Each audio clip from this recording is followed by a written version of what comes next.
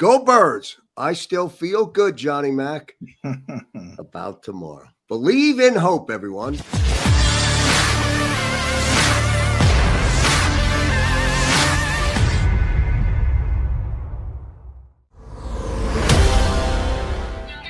Football 24/7. Welcome in across the JAKIB Media YouTube channel. This is Football 24/7 with NFL insider John McMullen. The night before it all goes down at the link tomorrow, Johnny Mac, all presented by Stateside Vodka. I was so excited to jump on Birds 365 this morning when you had to drop off for the Nick Sirianni press conference. And I just got into saying hello, and the guest jumped back into the screen. But just for that one moment, Johnny Mac, I was sitting in your chair with Jody Mac for Birds 365. Welcome in, brother. How are you, sir? I'm doing well. Yeah, I didn't even know you popped on. So that's how quick it was, John. I popped in, and just like that, I was gone.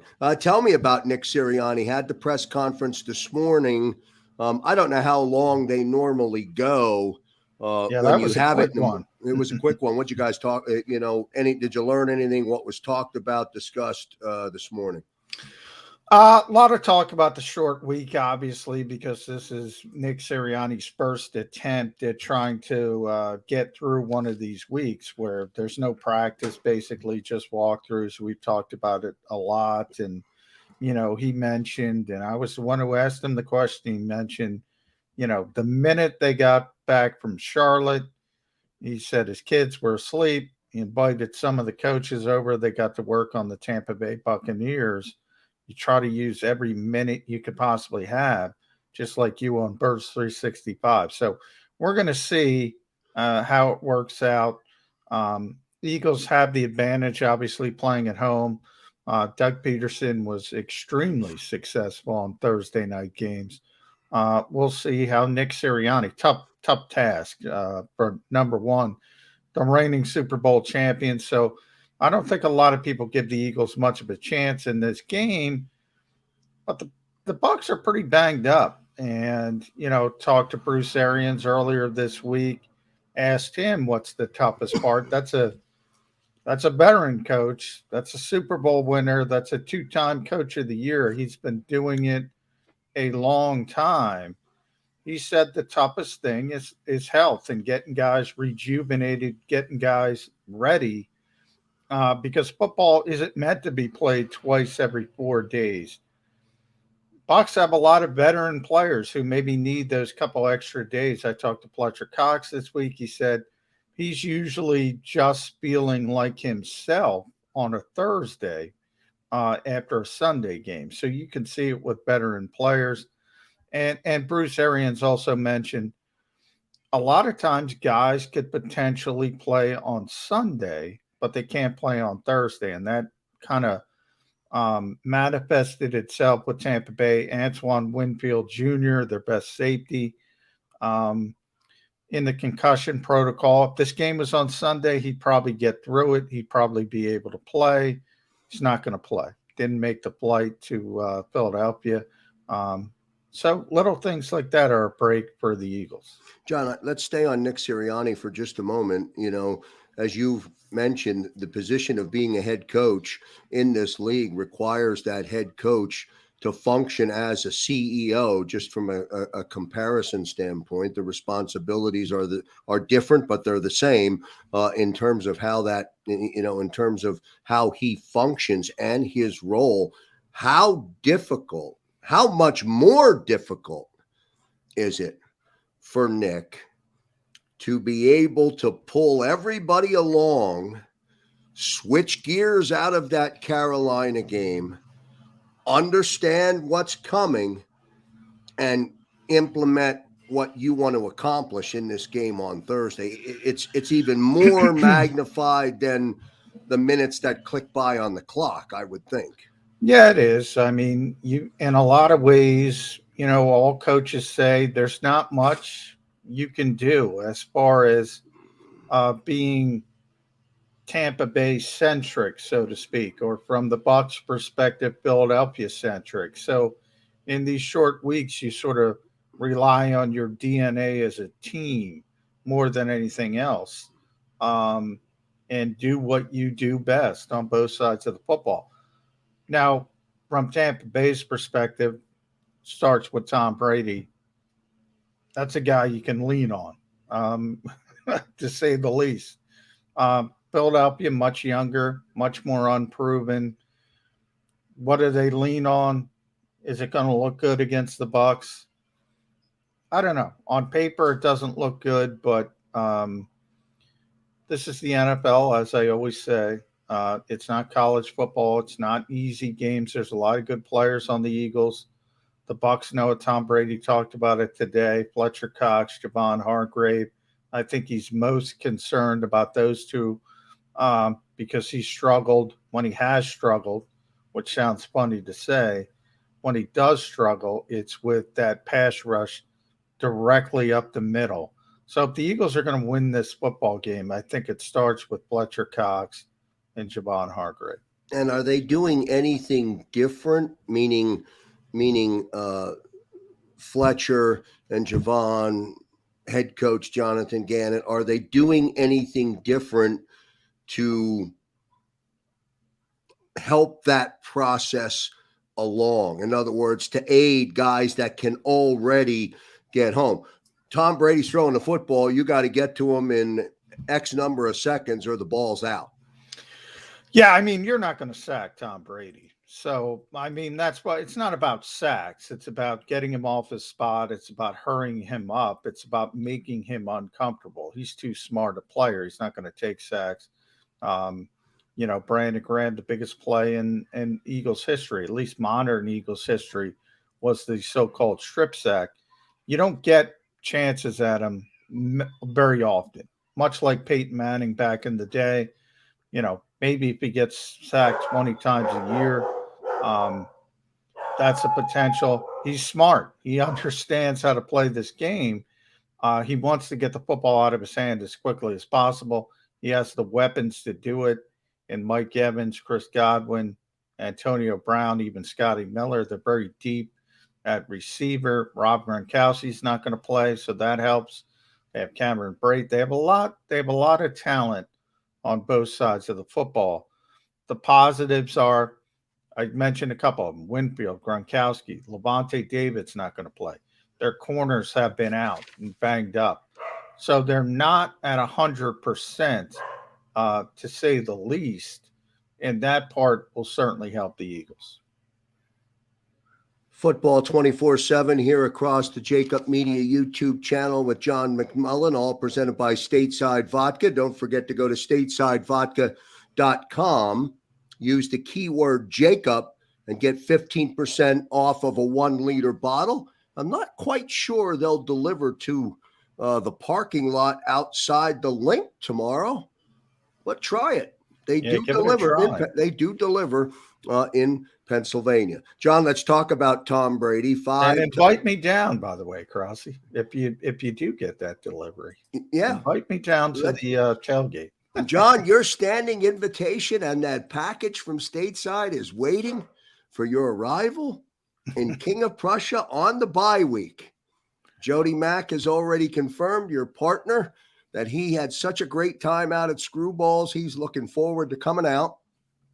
And by the way, if you're watching Football 24/7 right now, get out to Screwballs in King of Prussia. Oh, baby, do we have a good night planned tomorrow night as our Eagles tailgate kicks off at 6 p.m. tomorrow. Somebody from Screwballs will be departing and making their way down to the stadium. A lot of good stuff tomorrow night. But anyway, I digress. Let's get back into football. That's why people are here. Tom Brady, a lot of weapons on offense. That receiving core that he has is better than anything we have, perhaps. So that means danger, brother. That means big challenge, big pressure on the Eagle defense on the secondary. Yeah, I mean, look at last week against the Miami Dolphins, over 400 yards, 5 touchdowns. I mean, this is arguably, if you go back, except for the Randy Moss year when he was in New England, um, this is probably the best receiving group he's ever had. Certainly the deepest. Mike Evans is a Pro Bowl type player. Antonio Brown, if he didn't have the off the field issues, would be on a straight line to Canton. That's how good he was in Pittsburgh till his personal problems kind of overtook him. Um, and then Chris Godwin is the traffic guy. He's the guy who's going to get the most traffic of all usually. I mean, they're just really good, and they have a quarterback who knows how to get those players the football in the spots they like. Tremendously accurate passer. Um, Now he is 44 years old. He's not what he once was, so he kind of lives in the middle of the field. Um, and that's something we've talked about from the Eagles' perspective. They're the exact opposite. They don't want to throw the ball in the middle of the field. Tom Brady kind of lives there. So, um, Rob Gronkowski being out, that'll help, as I mentioned. But there's not a lot to point to. Look, I think I said it yesterday on the show. Coming in right off the bat, you need a C level performance. If you get the A level performance, okay, you're done. You're cooked. You're not going to win the football game. So you got to hope. Short week, traveling, guys not 100%, guys not rested, coming off a Sunday game. Maybe this stuff helps. But if they bring their A game, Super Bowl champions are going to roll. John, outside of the normal no turnovers, control the ball, keep your offense on the field, keep Brady off the field, outside the normal stuff that factors into how a game plays out, what do they have to do? What do the Eagles have to do? An absolute must tomorrow night. I don't want to say to win it.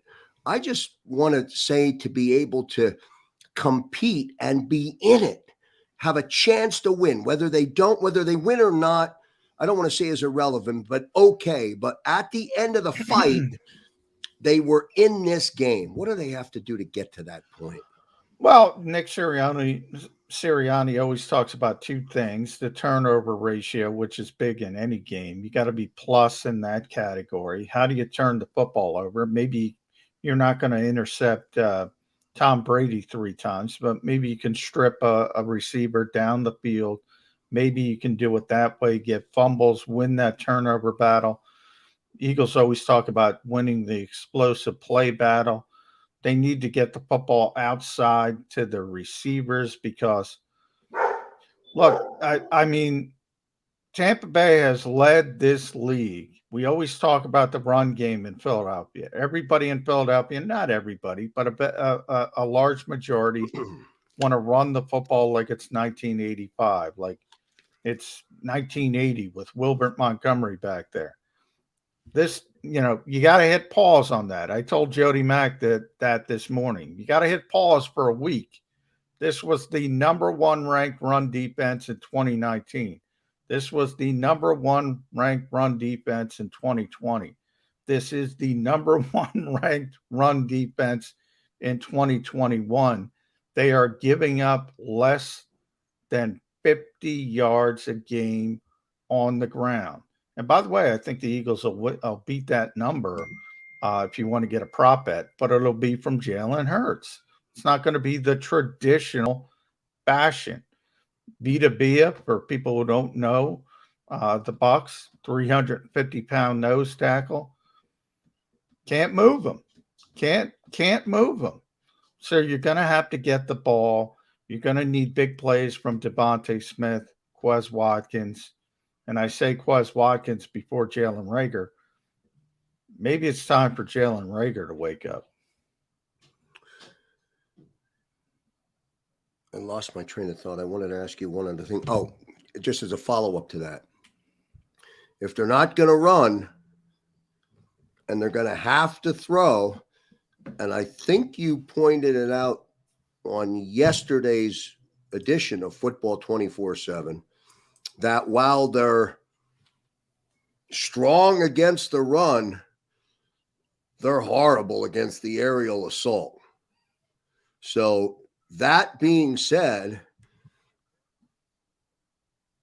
how do you run an RPO offense and throw the ball down the field or throw the ball and have success? Well, part of that is, the Bucs are number one in run defense. As I said, they're number 32 in pass defense. Now, they're not the worst pass defense in the NFL, but they're number 32 for a reason. You're usually playing from behind, so you're throwing a lot. You can't run the football at all, so you're throwing a lot. But then you add on the fact that their starting corners are hurt. One of their starting safeties is hurt. So that is where you have to attack them. The problem is it's generally not what the Eagles do well. They're not a high volume passing team. It's more of we've talked about it ad nauseum. It's more of the bubble screen. It's more of the swing passes, the screen passes. When Nick Sirianni tried to push the football down the field a little bit against San Francisco, against Dallas, didn't work out that well. So there's got to be improvement. They got to find a way. Dallas Goedert's probably not going to be available as well. How do they do that? It's a good question. I wish I could tell you. They have had some success with some of the big shots. Now, a couple of those big shots were wiped out because either stepping out of bounds or going out of bounds and coming back in. But they have had some success, meaning Jalen has been able to chuck that football and get some success. Maybe not a lot, but he has, right? Yeah, he's generally a pretty good deep thrower, and that's where the Eagles have sort of lived. They've lived with the short stuff or the deep stuff.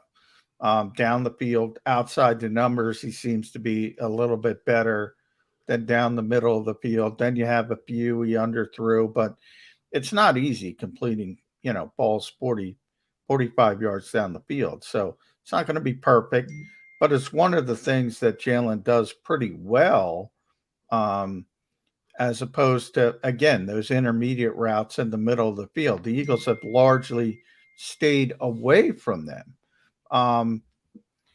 Did they need to improve in that part of it? Probably.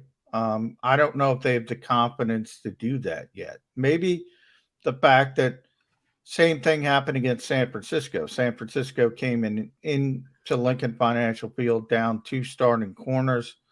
They thought they could take advantage of the secondary.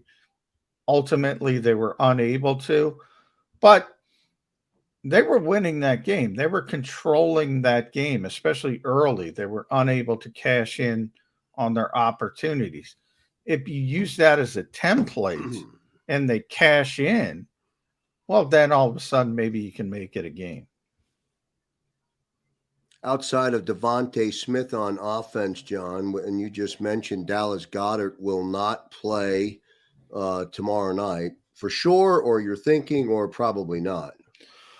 It's not 100% because he's on the COVID list, so he didn't have to be on the injury report because he's not a member of the 53-man roster when he's on that COVID list. So if he passes the two tests and before tomorrow's game, the Eagles can simply activate him and play him.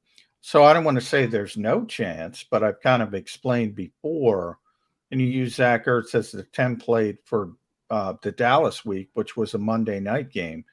Zach Ertz was able to play in that game, but he was cleared on Saturday. Thursday versus Saturday. We talked about Antoine Winfield from Tampa Bay's perspective in the concussion protocol. Same type of thing. If it were Sunday, he'd probably play. Can't pass the protocol by Thursday, I think that's going to happen to Dallas Goedert. If this game was Sunday, he might be able to play. Thursday, it's going to shock me if he plays because he was listed on the injury report Monday with an illness. And again, that indicates he was symptomatic. That makes the hurdles a little bit more difficult. From what you've been able to gather, will Zach Ertz? How is Zach Ertz? How's he playing? Forget about what his numbers are through 5 games. I mean, can Zach Ertz carry the load? Can he be a difference maker tomorrow night? Well, he's going to be a big part of the offense without Dallas Goedert available. Those two have been pretty much splitting time. They haven't been playing a lot of 12 personnel because Nick Sirianni wants more speed on the field. He's been playing mostly 3 wide receivers.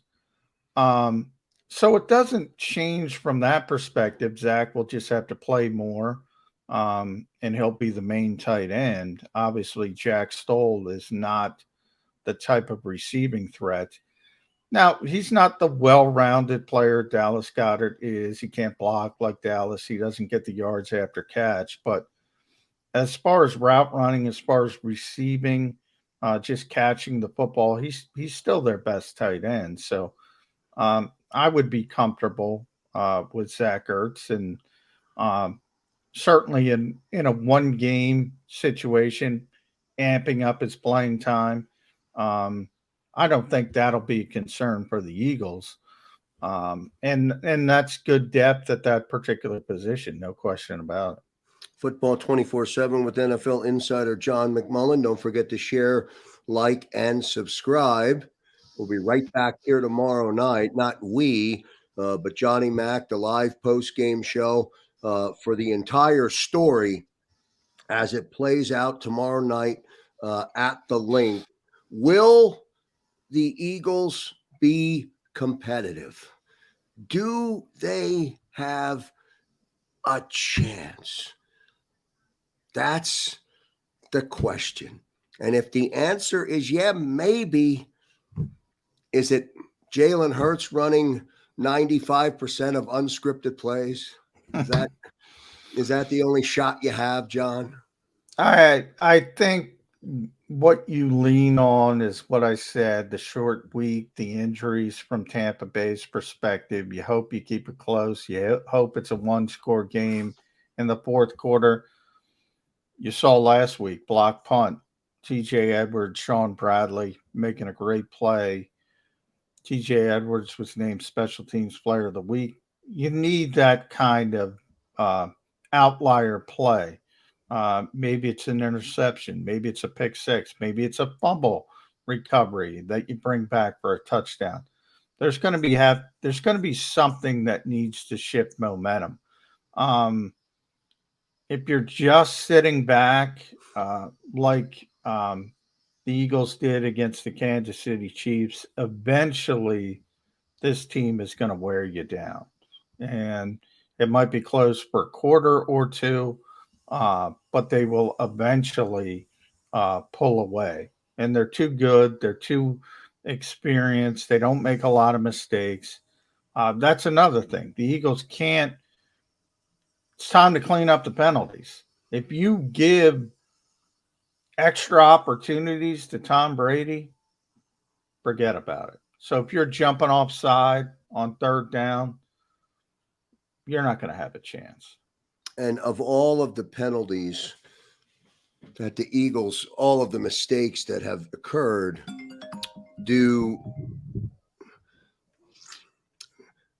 has Nick said that they're getting better at it? Can you discipline yourself to do that? Well, you can discipline yourself to the pre-snap stuff. The ball starts on offense, the offsides on defense. That's the stuff you can clean up.